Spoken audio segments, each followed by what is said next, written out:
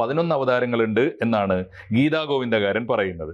മറ്റു ചില ഗ്രന്ഥങ്ങളിൽ, ഉദാഹരണത്തിന് ഭാഗവത പുരാണത്തിൽ ഈ അവതാരങ്ങളുടെ എണ്ണം 10ഉം 15ഉം ഒന്നുമല്ല, 24 അവതാരങ്ങളുണ്ട്. മഹാവിഷ്ണുവിന് 24 കാലങ്ങളിലായി 24 അവതാരങ്ങളുണ്ട് എന്നാണ് ഭാഗവത പുരാണം പറയുന്നത്. ഞാൻ പറഞ്ഞത് ഈ പുരാണങ്ങളെക്കുറിച്ച്, ഈ അവതാരങ്ങളെക്കുറിച്ചൊക്കെയുള്ള എണ്ണത്തിൽ പോലും തർക്കങ്ങൾ ഉണ്ടാവാം. പക്ഷേ ഒരു തർക്കം, എല്ലാവരും തർക്കിക്കാത്തൊരു കാര്യം, പ്രധാനപ്പെട്ട ഒരു കാര്യം, കൽക്കി തീർച്ചയായിട്ടും അവസാനത്തെ അവതാരമായി. ഈ മഹാവിഷ്ണുവിൻ്റെ അവതാരങ്ങളിൽ അവസാനത്തേതായി കൽക്കി ഭഗവാൻ അല്ലെങ്കിൽ കൽക്കി എന്ന അവതാരത്തെ എല്ലാ ഗ്രന്ഥങ്ങളും സ്ഥാപിക്കുന്നുണ്ട്, എല്ലാവരും വിശ്വസിക്കുന്നുണ്ട്.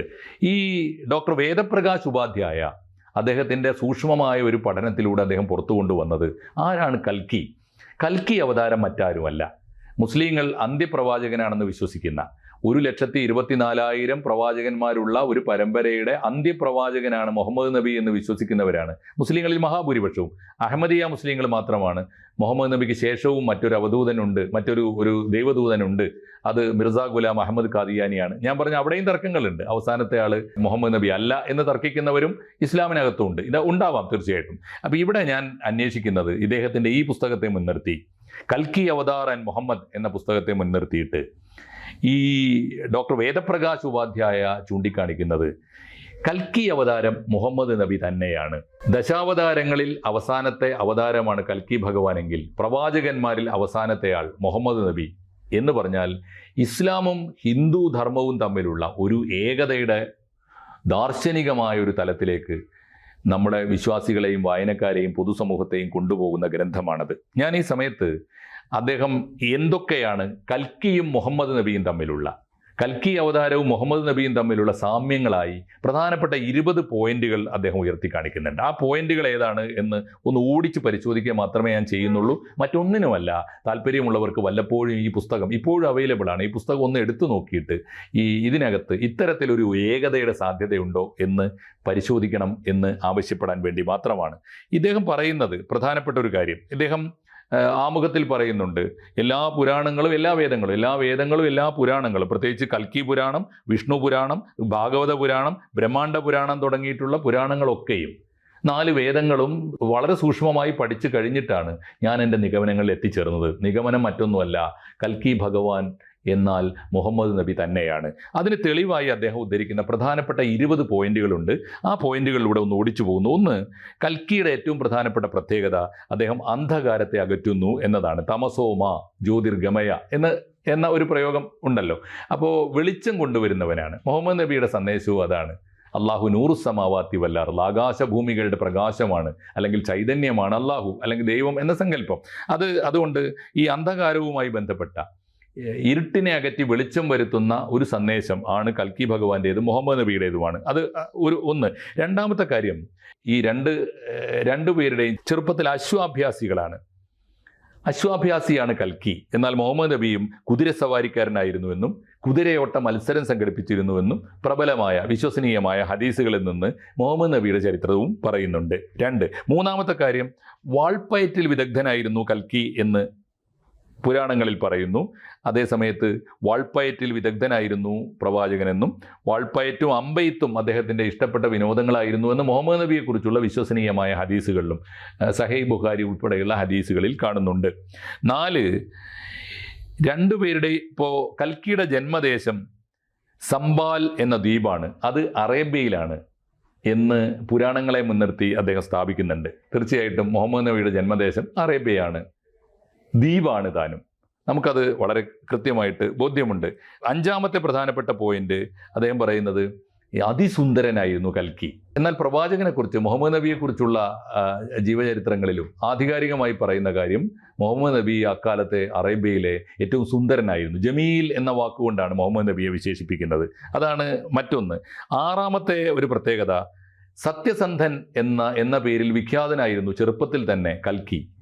മുഹമ്മദ് നബിയെക്കുറിച്ചും എല്ലാവർക്കും അറിയാവുന്ന പേരാണ്. മുഹമ്മദ് നബിയെ എല്ലാവരും, അറേബ്യ മുഴുവൻ, മക്ക ദേശക്കാർ മുഴുവൻ അദ്ദേഹത്തെ വിളിച്ചിരുന്നത് അൽ അമീൻ എന്നാണ്. അൽ അമീൻ എന്ന അർത്ഥം സത്യസന്ധനാണ്, കള്ളം പറയാത്തവൻ, കള്ളം ചെയ്യാത്തവൻ എന്ന അർത്ഥത്തിലാണ്. അത് രണ്ടുപേർക്കും ഒരുപോലെ ബാധകമാണ് എന്ന് അദ്ദേഹം പറയുന്നു. 7ാമത്തെ പോയിന്റായിട്ട് പ്രധാനപ്പെട്ട ചില സൂചനകൾ അദ്ദേഹം പറയുന്നുണ്ട്. കൽക്കി ഭഗവാന്റെ പിതാവ് വിഷ്ണു ഭഗത്താണ്. വിഷ്ണു ഭഗത്ത് എന്ന വാക്കിൻ്റെ അർത്ഥം ദൈവത്തിൻ്റെ അടിമ എന്നാണ്. മുഹമ്മദ് നബിയുടെ പിതാവിൻ്റെ പേര് അറബിയിലാണെന്നേ ഉള്ളൂ, അബ്ദുള്ള എന്നാണ് അർത്ഥം. അബ്ദുള്ള എന്ന അറബി വാക്കിൻ്റെ അർത്ഥം ദൈവത്തിൻ്റെ അടിമ എന്ന് തന്നെയാണ്. അതാണ് അപാരമായൊരു സാമ്യമാണത്. അതുപോലെ തന്നെയാണ് കൽക്കി ഭഗവാന്റെ അമ്മയുടെ പേര്, മാതാവിൻ്റെ പേര് സുമാനി എന്നാണ്. സുമാനി എന്ന വാക്കിന് സമാധാനം എന്നാണ് അർത്ഥം.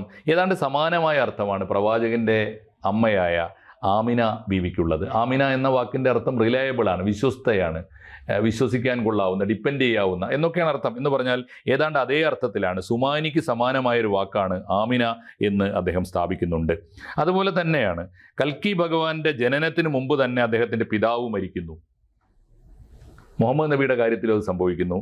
മുഹമ്മദ് നബി ജനിക്കുന്നതിന് മുമ്പേ അദ്ദേഹത്തിൻ്റെ പിതാവ് അബ്ദുള്ള മരിക്കുന്നു. 10ാമത്തെ പോയിന്റ്, അദ്ദേഹത്തിൻ്റെ ശൈശവത്തിൽ, കൽക്കിയുടെ കുട്ടിക്കാലത്ത് തന്നെ അമ്മ മരിക്കുന്നു, മാതാവ് മരിക്കുന്നു. പ്രവാചകനായ മുഹമ്മദ് നബിക്ക് 6 വയസ്സുള്ളപ്പോൾ അമ്മ ആമിന മരിക്കുന്നു. സമാനമായ ഒരുപാട് സൂചനകൾ. കൽക്കി ജനിക്കുന്നത് അക്കാലത്തെ മാസക്കണക്കിൽ 12-ാം തീയതിയാണ്. പ്രവാചകനായ മുഹമ്മദ് നബി പിറക്കുന്നത് അക്കാലത്തെ അറേബ്യൻ കലണ്ടർ അല്ലെങ്കിൽ മുസ്ലിം കലണ്ടർ പ്രകാരം, ഹിജ്റ കലണ്ടർ പ്രകാരം റബീഉൽ അവൽ മാസം 12-നാണ്. ജന്മദിനം രണ്ടുപേർക്കും 12 എന്നത് ഒരു പൊതു പ്രത്യേകതയായി ഇദ്ദേഹം പറയുന്നുണ്ട്. ഉപാധ്യായ, നമ്മുടെ പണ്ഡിറ്റ് വേദപ്രകാശ് ഉപാധ്യായ പറയുന്നുണ്ട്. വേറൊന്ന്, അടുത്ത പ്രധാനപ്പെട്ടൊരു കാര്യം, ഈ കൽക്കി ഭഗവാന്റെ പ്രധാന ഭക്ഷണം ഈത്തപ്പഴവും ഒലീവുമായിരുന്നു എന്ന് പറയുന്നുണ്ട്. അത്ഭുതകരമാണത്. അറേബ്യയിലെ പ്രധാനപ്പെട്ട ഭക്ഷണമാണ്. മുഹമ്മദ് നബിയുടെയും പ്രധാനപ്പെട്ട ഭക്ഷണം ഈത്തപ്പഴവും ഒലീവെണ്ണയും ആയിരുന്നു. ഒലീവിൻ്റെ തീർച്ചയായിട്ടും അറേബ്യയിലെ ഒരു പ്രത്യേകതയാണത്. 13ാമത്തെ പ്രധാനപ്പെട്ട പോയിന്റ്, പർവ്വത ഗുഹയിൽ ദിവ്യ സന്ദേശം കിട്ടിയിരുന്നു. ആർക്ക്? കൽക്കി ഭഗവാന് കിട്ടിയിരുന്നു. കൃത്യമാണ്. മുഹമ്മദ് നബിക്ക് ആദ്യമായി ദിവ്യ സന്ദേശം കിട്ടുന്നത് ഹിറാ ഗുഹയിൽ തപസ്സിരിക്കുമ്പോഴാണ് എന്നത് വിഖ്യാതമായ ചരിത്രമാണ്. അക്കാര്യത്തിൽ രണ്ടുപേരും തമ്മിൽ കൃത്യമായ സാമ്യങ്ങളുണ്ട്. 14ാമത്തെ പോയിന്റ്, അദ്ദേഹം സാമ്പാലിൽ നിന്ന് കുടിയേറ്റം നടത്തിയിരുന്നു. ആര്? കൽക്കി. അദ്ദേഹത്തിൻ്റെ ജന്മനാടായ സാമ്പാലിൽ നിന്ന് അദ്ദേഹത്തിന് കുടിയേറ്റം നടത്തേണ്ടി വന്നു. നാട് വിട്ട്, സ്വന്തം നാടായ സാമ്പാല് വിട്ട് അന്യദേശത്തേക്ക് പലായനം ചെയ്യേണ്ടി വന്നു.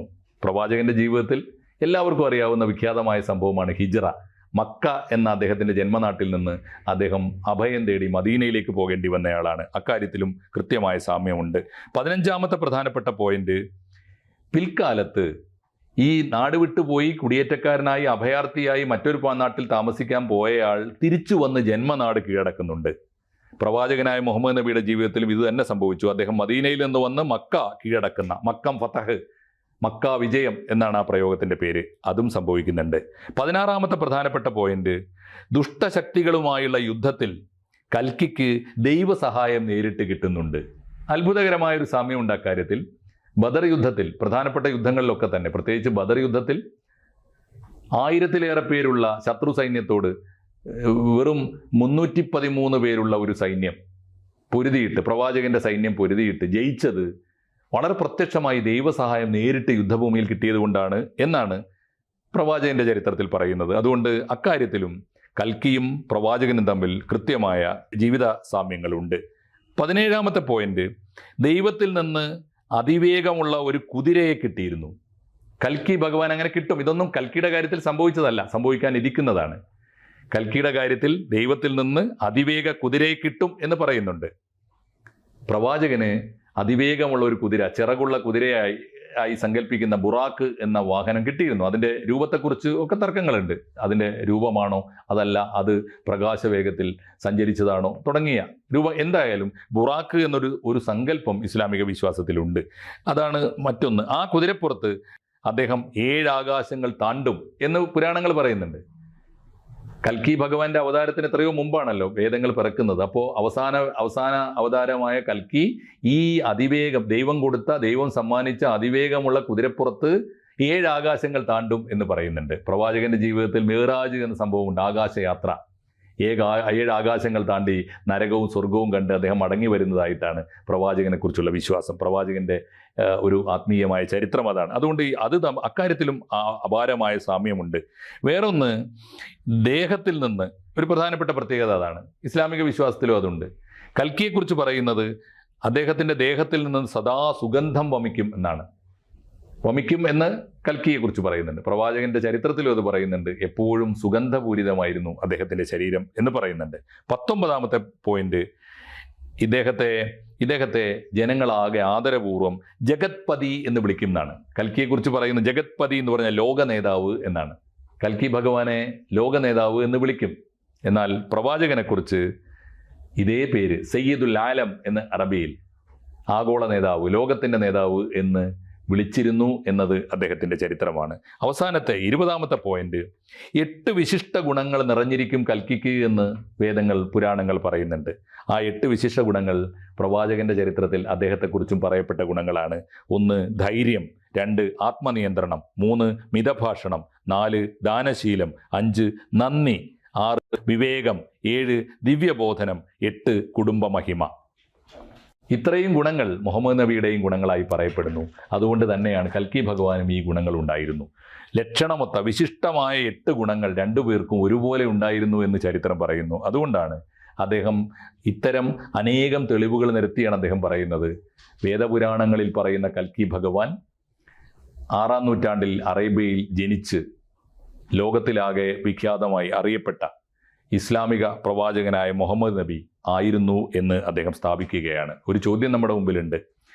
വേദപുരാണങ്ങളെ മുൻനിർത്തി ഇസ്ലാമിനെയും ക്രിസ്തുമതത്തെയും ഒക്കെ ഹിന്ദു ധർമ്മത്തിൻ്റെ ഭാഗമായി അന്യത്വവും അപരത്വവും കൽപ്പിക്കാതെ ഹിന്ദു ധർമ്മത്തിൻ്റെ ഭാഗമായി സ്വീകരിക്കാൻ കഴിയുന്ന പഠനങ്ങൾ ഹിന്ദു പണ്ഡിതന്മാരുടെ, ഹൈന്ദവ പണ്ഡിതന്മാരുടെ, വേദപണ്ഡിതന്മാരുടെ ഭാഗത്ത് നിന്ന് വരുന്നുണ്ട്. സമാനമായ ചിന്തകൾ മറ്റു മതങ്ങളിൽ നിന്നും വരുന്നുണ്ട്. ഇസ്ലാമികമായ അറിവ്, ഇസ്ലാമികമായ വിജ്ഞാനം വെച്ചുകൊണ്ട് തന്നെ, ഖുർആനും അനുബന്ധ പഠനങ്ങളും ഒക്കെ വെച്ചുകൊണ്ട് തന്നെ ഇന്ത്യൻ വേദങ്ങളൊക്കെയാണ് ആദി വേദങ്ങളെന്നും നമ്മുടെ പ്രവാചക പരമ്പരയിൽപ്പെട്ടവരാണ് ശ്രീബുദ്ധനും ശ്രീരാമനും എന്നും ഒക്കെ സ്ഥാപിക്കാൻ പണിപ്പെട്ടുകൊണ്ടിരിക്കുന്ന ഇസ്ലാമിക പണ്ഡിതന്മാരുമുണ്ട്. സമാനമായ ഒരു മത ഏകതയെക്കുറിച്ച് സംസാരിക്കാൻ ശ്രമിക്കുന്ന ക്രിസ്ത്യൻ പണ്ഡിതന്മാരുമുണ്ട്. അതുകൊണ്ട് നമ്മുടെ മുമ്പിലുള്ള ഒരു ദൗത്യം വളരെ പ്രധാനമാണ്. അത് മത സാഹോദര്യമല്ല, മതസഹിഷ്ണുതയല്ല, മതസൗഹാർദ്ദമല്ല, മതങ്ങൾ തമ്മിലുള്ള സമത്വവുമല്ല, മറിച്ച് മതങ്ങളുടെ ഏകത്വമാണ്. സമത്വമല്ല, ഏകത്വമാണ് മതങ്ങൾ തമ്മിൽ വേണ്ടത്. എങ്കിൽ മാത്രമേ പരസ്പര ബഹുമാനത്തോടെ എല്ലാ മതവിശ്വാസികൾക്കും ജീവിച്ചു മരിക്കാവുന്ന ഒരു ലോകം പുലരുകയുള്ളൂ എന്ന സന്ദേശമാണ് പണ്ഡിറ്റ് വേദപ്രകാശ് ഉപാധ്യായ വർഷങ്ങൾക്ക് മുമ്പ് നമ്മളോട് പറഞ്ഞത്. അദ്ദേഹം ഇപ്പോഴും ജീവിച്ചിരിക്കുന്നുണ്ട്. അദ്ദേഹത്തിന് ദീർഘായുസ് നേരാം. തീർച്ചയായിട്ടും അദ്ദേഹം കൊളുത്തിവെച്ച ഈ ചിന്തയുടെ നാളമുണ്ടല്ലോ, അത് കഴിയുന്നത്ര പ്രകാശിപ്പിക്കാൻ നമുക്കും ശ്രമിക്കേണ്ട ഒരു കാലത്താണ്, ലോകത്താണ് നാം ജീവിക്കുന്നത് എന്ന് ഓർമ്മിപ്പിക്കട്ടെ. നന്ദി, നമസ്കാരം. കൂടുതൽ വാർത്തകളും വിശേഷങ്ങളും നിങ്ങളിലേക്ക് എത്താൻ ABC മലയാളം സബ്സ്ക്രൈബ് ചെയ്യുക, ബെൽ ബട്ടണും അമർത്തുക.